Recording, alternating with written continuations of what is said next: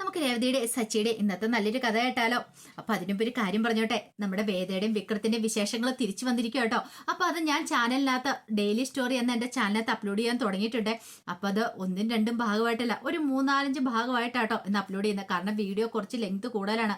അപ്പൊ അത് part 1 part 2 എന്നും പറഞ്ഞുകൊണ്ട് ഞാൻ ആ ചാനലിനകത്ത് അപ്ലോഡ് ചെയ്യാൻ തുടങ്ങിയിട്ടുണ്ട്. അപ്പൊ അത് കാണാൻ താല്പര്യമുള്ളവർ കയറി കാണുകയും കണ്ടു കഴിഞ്ഞിട്ട് അതിനെക്കുറിച്ചുള്ള അഭിപ്രായങ്ങൾ കമന്റ് ആയിട്ട് രേഖപ്പെടുത്താനും മറക്കരുത് കേട്ടോ. അങ്ങനെ ഇന്നത്തെ കഥയെ നമ്മൾ കാണുന്ന ഒടുവില് ചന്ദ്രമതിയോട് ഭാമ പറഞ്ഞു, ഒന്ന് വല്ലേലും ശ്രുതിയുടെ കുഞ്ഞല്ലേ, ശ്രുതിയുടെ വയറ്റുള്ള, അപ്പൊ അവളെ ഇങ്ങോട്ട് കൂട്ടിക്കൊണ്ട് വരണ്ടേന്ന് ചോദിച്ചു. മിണ്ടിപ്പോയേക്കരുത് നീ, നിനക്ക് നാണമുണ്ടോ ഭാമ ഇങ്ങനെ പറയാനായിട്ട്, അവളെ ഈ വീട്ടിലേക്ക് കൂട്ടിക്കൊണ്ട് വരാനായിട്ടോ?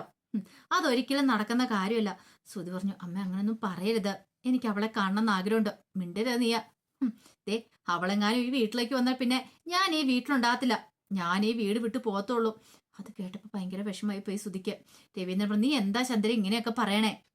ഒന്നുമില്ല, നിന്റെ മകന്റെ കുഞ്ഞല്ലേ അവളുടെ വയറ്റ് വളരുന്നേ, പിന്നെ മകന്റെ കുഞ്ഞ്, അവളെ കുറിച്ച് നിങ്ങൾക്ക് ശരിക്കും അറിയാൻ പാടില്ലാഞ്ഞിട്ടാ രവിയേട്ടാ, അവള് കള്ളിയാ, പേരും കള്ളി. ഈ സമയം ഭാമ പറഞ്ഞു, എന്നാലും ദേവ് നീ മിണ്ടരുത്, മര്യാദയ്ക്ക് പോകാൻ നോക്ക്. ഇതും പറഞ്ഞോണ്ട് ഇങ്ങോട്ടേക്ക് വരേണ്ട കാര്യമില്ല. പോകുന്ന സമയത്ത് ഈ സീഡ്സ് എടുത്തോണ്ട് പോയിക്കോ. അല്ല, അതിവിടെ ഇരുന്നോട്ടെ, വേണ്ട, അതിന്റെ ആവശ്യമൊന്നും ഇല്ലാന്ന് പറഞ്ഞു. അങ്ങനെ ഭാമ അങ്ങോട്ട് പറഞ്ഞു വിട്ടു. ആ സമയം ശ്രുതിക്ക് വിഷമായി. ശ്രുതി ചന്ദ്രമതിയോട് പറഞ്ഞു, അമ്മേ ഞാൻ അവളെ ഒന്ന് പോയി കണ്ടോട്ടേന്ന് ചോദിച്ചു. പോയി കാണാനാ അവളെയോ? എങ്ങാനും പോയി കണ്ടെന്ന് അറിഞ്ഞു കഴിഞ്ഞിട്ടുണ്ടല്ലോ പിന്നെ നമ്മൾ തമ്മിൽ ഒരു ബന്ധം ഉണ്ടാകത്തില്ല എന്ന് പറഞ്ഞുകൊണ്ട് ചന്ദ്രമതി ദേഷ്യപ്പെട്ട് കയറിപ്പോയി.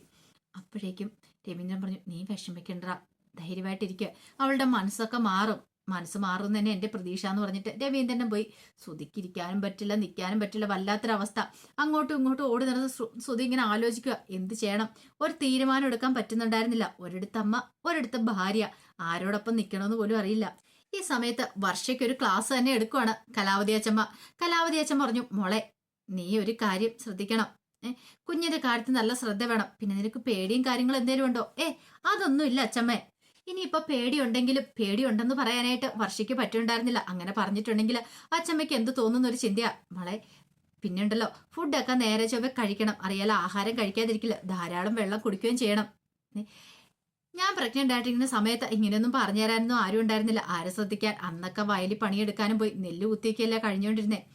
നെല്ലൊക്കെ കുത്തിയിട്ടുണ്ടെങ്കിൽ നന്നായിട്ട് പ്രസവം നടക്കുകയും ചെയ്യുന്നു പറഞ്ഞു. ആണോ? നെല്ല് കുത്തിയിട്ടുണ്ടെങ്കിൽ പ്രസവം നല്ല രീതിയിൽ നടക്കുക? അതെ, പക്ഷെ ഇപ്പൊ കുത്തേണ്ട കാര്യമൊന്നുമില്ല, ഇപ്പൊ പിന്നെ നെല്ല് കുത്തലും പരിപാടിയൊന്നും ഇല്ലല്ലോ എന്ന് പറഞ്ഞു. ഇത് കേട്ടപ്പോ വർഷയ്ക്ക് വിഷമമായി. അപ്പോഴേക്കും അച്ഛൻ പറഞ്ഞു, മോളെ, മോളുടെ മുഖം കണ്ട് എന്തോ ടെൻഷൻ ഉള്ള പോലെ തോന്നുന്നുണ്ടല്ലോ. അപ്പോഴേക്കും ശ്രീകാന്ത് പറഞ്ഞു, അങ്ങനെയൊന്നുമില്ല. എടാ ശ്രീകാന്തെ, മോളുടെ മനസ്സിന് സന്തോഷം കൊടുക്കുന്ന കാര്യങ്ങളൊക്കെ വേണം ചെയ്യാനായിട്ട്. എപ്പോഴും നീ മോളോടൊപ്പം തന്നെ ഉണ്ടായിരിക്കണം കേട്ടോ. മോൾക്ക് ആവശ്യമുള്ളതൊക്കെ വാങ്ങിക്കൊടുക്കണം, മോളുടെ ആഗ്രഹങ്ങളൊക്കെ നിറവേറ്റി കൊടുക്കണം. ആഹാരം കഴിക്കാൻ എന്തെങ്കിലും പറഞ്ഞിട്ടുണ്ടെങ്കിൽ അതൊക്കെ വാങ്ങിച്ചു കൊടുക്കണം. പിന്നെ ചന്ദ്രയുടെ സ്വഭാവം എനിക്ക് നന്നായിട്ട് അറിയാം, അവൾക്ക് ഇവളുടെ കാര്യം നോക്കാൻ സമയമില്ല. പിന്നെ മോളെ നീ വിഷമിക്കൊന്നും വേണ്ട ആ കാര്യം ഓർത്തിട്ട്.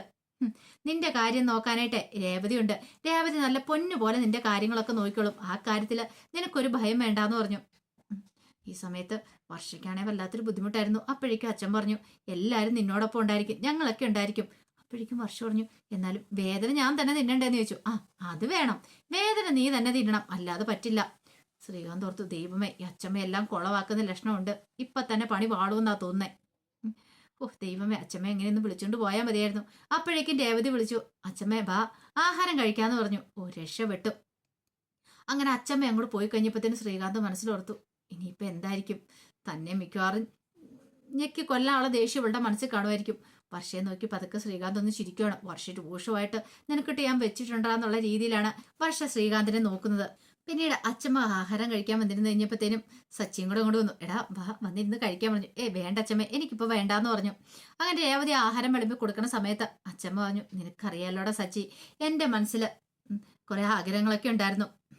നിന്റെ കുഞ്ഞിനെ ഞാൻ കാണണമെന്ന് ഒത്തിരി ആഗ്രഹിച്ചു, പക്ഷെ എന്ത് ചെയ്യാൻ പറ്റും, എനിക്ക് കാണാൻ പറ്റിയില്ല ഇതുവരെയായിട്ടും. ഇനിയിപ്പോ എത്ര കാലം ഞാൻ ജീവനോടെ ഉണ്ടോന്നും പറയാൻ പറ്റില്ല. ഒരു പക്ഷെ എന്തെങ്കിലും എനിക്ക് സംഭവിച്ചു പോയിട്ടുണ്ടെങ്കിൽ എന്റെ ആഗ്രഹം സാധിക്കത്തില്ലോ. അത് കേട്ട് കഴിഞ്ഞപ്പോഴത്തേനും ഭയങ്കര സങ്കടമായി പോയി സച്ചിക്ക്. സച്ചി പറഞ്ഞു, അച്ഛമ്മ എന്തിനാ ഇങ്ങനെ വിഷമിക്കണേ? വിഷമം അല്ലടാ, ഞാൻ എന്റെ ആഗ്രഹം പറഞ്ഞ.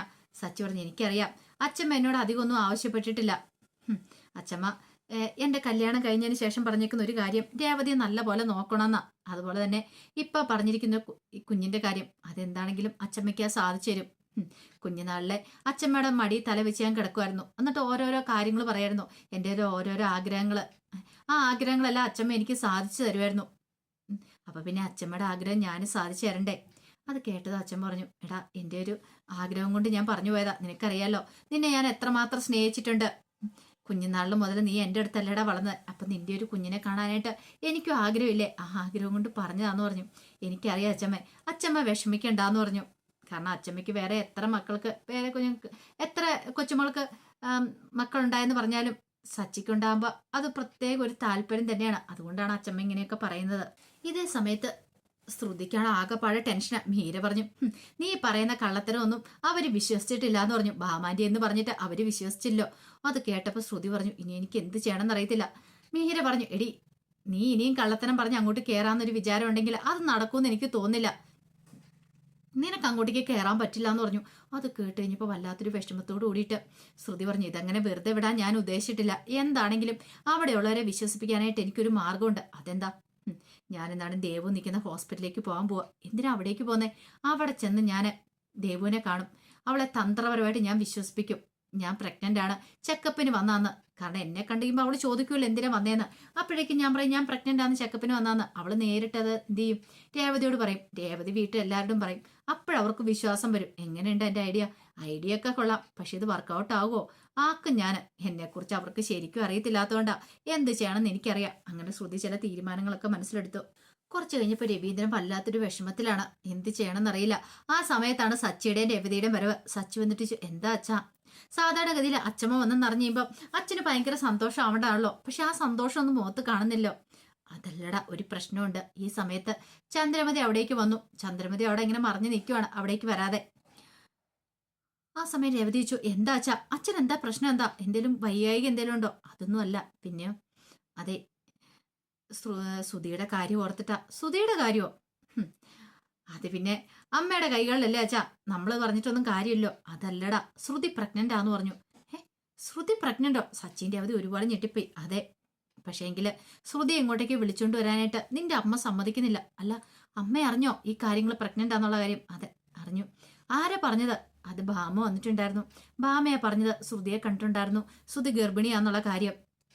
പക്ഷെ നിന്റെ അമ്മ സമ്മതിക്കുന്നില്ല അവളെ വിളിച്ചോണ്ട് വരാനായിട്ട്. ശ്രുതിക്ക് അവളെ ഇങ്ങോട്ട് കൂട്ടിക്കൊണ്ട് വരണമെന്നുണ്ട്. ഇത് കേട്ട് കഴിഞ്ഞപ്പം രേവതി പറഞ്ഞു, അല്ല ശ്രുതി പ്രഗ്നന്റ് ആണെങ്കിൽ അവൾ ഇങ്ങോട്ടേക്ക് വരണ്ടേ അച്ഛാ? വരണം. പക്ഷെ നിന്റെ അമ്മയോട് പറഞ്ഞിട്ട് വല്ല കാര്യമുണ്ടോ? അത് മാത്രമല്ല, അതെ, അമ്മ ഇവിടെ ഉള്ളതുകൊണ്ടാണ് ഈ കാര്യങ്ങളൊന്നും ചന്ദ്രമതി ആരോടും പറയായിരുന്നേ. ഇനിയിപ്പം അമ്മ അറിഞ്ഞു കഴിഞ്ഞിട്ടുണ്ടെങ്കിൽ അവളെ ഇങ്ങോട്ടേക്ക് വിളിച്ചോണ്ട് വരാൻ പറയുമെന്ന് ഓർത്തിട്ട്. സച്ചി പറഞ്ഞു, അച്ഛാ ഇതങ്ങനെ വെറുതെ വിട്ടിട്ട് കാര്യമില്ല. പ്രഗ്നന്റ് ആണെങ്കിൽ ഈ വീട്ടിലേക്ക് കൂട്ടിക്കൊണ്ട് വരണ്ടേ? ഒരു കാര്യം ചെയ്യാം, അച്ഛൻ അമ്മയോടൊന്ന് സംസാരിക്കുക. അപ്പോഴേക്കും ചന്ദ്രമതി അങ്ങോട്ട് വന്നിട്ട് പറഞ്ഞു, അതൊക്കെ നിങ്ങളുടെ മനസ്സിലിരിക്കുള്ളൂ. അവളെ ഈ വീട്ടിലേക്ക് വിളിച്ചിട്ടുണ്ടെ ഞാൻ സമ്മതിക്കില്ല. അവള് വന്നിട്ടുണ്ട് പിന്നെ ഞാൻ ഈ വീട്ടിൽ കാണത്തില്ല. സച്ചി പറഞ്ഞു, അമ്മ എന്തു വർത്താനാ പറയണേ? ദേ, ഇതൊന്നും ഞാൻ വിശ്വസിക്കില്ല. അവള് പ്രഗ്നന്റ് ആന്ന് വെറുതെ കള്ളത്തരം പറയുന്ന. അവളുടെ നാടകമൊന്നും എൻ്റെ അടുത്ത് നടക്കില്ല. പേരും കള്ളി അവള്. അപ്പോഴേക്കും രേവതി പറഞ്ഞു, ഗർഭിണിയാന്നൊക്കെ ആരെങ്കിലും കള്ളത്തരം പറയോ അമ്മേ? ആരും പറയില്ല, പക്ഷെ അവള് പറയും. അതുകൊണ്ട് എനിക്ക് അവളെ അത്രയ്ക്ക് അങ്ങോട്ട് വിശ്വാസം പോരാ. അവള് ഗർഭിണിയാന്ന് പറഞ്ഞിട്ട് വീട്ടിലേക്ക് കയറി പറ്റാനുള്ള പുറപ്പാടാ. ആരെങ്കിലും അവളെ കാണാനോ വിളിച്ചോണ്ട് വരാനോ മുതിർന്നിട്ടുണ്ടെങ്കിൽ പിന്നെ ഞാൻ ഈ വീട്ടിലുണ്ടായിരിക്കില്ല. പറഞ്ഞത് കേട്ടല്ലോ. അപ്പോഴേക്കും രവീന്ദ്രൻ പറഞ്ഞു, ചന്ദ്രെ, നമുക്കിത് അമ്മയോട് പറയാം. ദേ, അമ്മയോടെങ്ങാനും പറഞ്ഞോണ്ടല്ലോ മര്യാദയ്ക്ക് ഇരുന്നോണെന്നൊക്കെ പറഞ്ഞൊരു ചന്ദ്രമതി ഭീഷണിപ്പെടുത്തിയിട്ട് അങ്ങോട്ട് പോയി. അപ്പോഴേക്ക് സച്ചി രവീന്ദ്രനോട് പറഞ്ഞു, അച്ഛാ ഇതിങ്ങനെ വെറുതെ വിട്ടിട്ട് കാര്യമില്ല. അച്ഛൻ എന്തെങ്കിലും തീരുമാനം എടുക്കണം. സുധിയോടൊപ്പം നമ്മളിപ്പോൾ നിൽക്കുക വേണ്ടത്. അമ്മയുടെ തീരുമാനത്തോട് നമുക്ക് നിൽക്കാൻ പറ്റില്ല. എങ്ങനെയെങ്കിലും കാര്യങ്ങളൊക്കെ ഒന്ന് സോൾവ് ചെയ്യണ്ടേ? പ്രഗ്നന്റ് ആണെങ്കിൽ ഇങ്ങോട്ട് കൂട്ടിക്കൊണ്ട് വരണ്ടേന്ന് ചോദിച്ചു. അത് കേട്ടപ്പോൾ രവീന്ദ്രൻ പറഞ്ഞു, വേണം, പക്ഷെ എന്ത് ചെയ്യണമെന്ന് എനിക്ക് അറിയില്ലാത്ത. അച്ഛൻ ധൈര്യമായിട്ടിരിക്കുക, നമുക്കൊരു വഴി ഉണ്ടാക്കാന്ന് പറഞ്ഞു. വൈകുന്നേരം ആയി കഴിഞ്ഞപ്പോഴത്തേന് ശ്രുതിക്ക് ആകെപ്പാട് ടെൻഷനാ. ശ്രുതിയെ കാണാനോ അല്ലെങ്കിൽ ഒന്ന് വിളിച്ചുകൊണ്ട് വരാനോ പറ്റുന്നില്ല. എന്ത് ചെയ്യണം? ശ്രുതിയെ വിളിച്ചുകൊണ്ട് വന്നിട്ടുണ്ടെങ്കിൽ അമ്മ പിണങ്ങിപ്പോവും. ഒരുപക്ഷെ അമ്മ ഇവിടെ നിൽക്കണമെങ്കിൽ ശ്രുതി ഇങ്ങോട്ടേക്ക് വരാൻ പാടില്ല. അമ്മ വേണോ അതോ ഭാര്യ വേണോ എന്നറിയത്തില്ലാത്തൊരു ചിന്തയിലായിപ്പോയി ശ്രുതി. അപ്പൊ അതിന്റെ കഥകളൊക്കെയാണ് കാണുന്നത്. ഇതിന്റെ ബാക്കി വിശേഷങ്ങളുമായിട്ട് വൈകുന്നേരത്തെ പ്രമോയി വരാട്ടോ. ഒരിക്കൽ കൂടി എല്ലാവർക്കും ശുഭദിനം നേർന്നുകൊണ്ട് നിർത്തുന്നു.